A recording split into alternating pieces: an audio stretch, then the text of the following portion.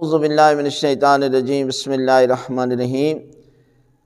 27ویں شب کے اعمال، یعنی یہ وہ رات افضل ترین رات ہے۔ ماہ رجب میں تو ہر رات جو ہے وہ افضل ترین رات ہے، لیکن سب سے افضل ترین رات یہی رات ہے کہ اس رات کے متعلق معصوم فرماتے ہیں کہ وہ ان سب چیزوں سے بہتر ہے کہ جن پر سورج چمکتا ہے، یعنی یہ رات تمام راتوں سے افضل ترین ماہ رجب میں رات ہے۔ لہذا یہ 27ویں شب ہے کہ جس کے متعلق فرمایا گیا کہ جس کی صبح رسول اعظم حضرت محمد مصطفیٰ صلی اللہ علیہ وآلہ وسلم مبعوث بے رسالت ہوئے۔ لہذا اس رات کی بھی فضیلت اور دن کی بھی بہت زیادہ فضیلت، لہذا اس میں عبادت کرنے کا ثواب 60 سال کی عبادت کرنے کے برابر ثواب دیا گیا۔ لہذا اس رات کو عبادت کرنی چاہیے، اور اس کے کچھ اعمال ہیں کہ اللہ کے رسول حضرت محمد مصطفیٰ صلی اللہ علیہ وآلہ وسلم فرماتے ہیں کہ نماز عشاء کے بعد سو جائیں، اور سونے کے بعد آدھی رات کو اٹھیں اور وضو کریں، اور اس رات کو بھی انسان کو چاہیے کہ وہ غسل کرے۔ تو لہذا 12 رکعت نماز پڑھے، دو کر کے۔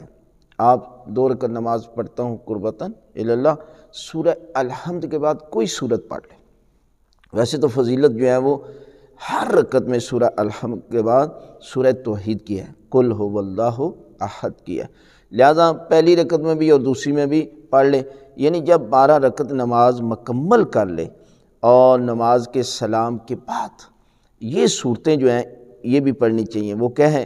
قل اعوذ برب الناس اور قل اعوذ برب الفلق، اور اس کے بعد سورہ توحید، سورہ کافرون، سورہ قدر اور آیت الکرسی، ان تمام کو 7 مرتبہ ان کی تلاوت کرے، اور جب یہ تلاوت کرے گا اور دعا مانگے گا تو خالق کائنات اس رات کے صدقے میں، یہ عظیم ترین رات ہے کہ جس کے صدقے میں پروردگار جو ہے وہ آپ کی دعائیں قبول فرمائے گا۔ فرمایا اس کے بعد دوسرا عمل یہ ہے غسل کرنا، اور تیسرا عمل یہ ہے کہ زیارت حضرت امیر المومنین کو بجا لائیں۔ بہت زیادہ فضیلت ہے اس رات میں کہ اس رات میں لاکھوں انسان جو ہے وہ امام کے روضے پر جمع ہوتے ہیں، اور جو ہر قسم کی بیماری میں مبتلا ہوتے ہیں وہ سارے کے سارے معذور مفلوج لوگ جمع ہوتے ہیں، اور اس رات کے صدقے میں پروردگار جو ہے وہ ان کو شفا دیتا ہے۔ مولا کائنات حضرت علی ابن ابی طالب علیہ السلام کے روضے پر حاضری دیتے ہیں، لہذا زیارت کرنی چاہیے۔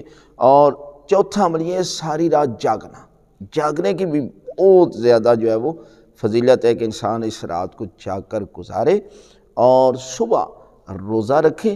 تو یہ اعمال ہیں جو اس رات جو ہے وہ انسان کو کرنے چاہیے۔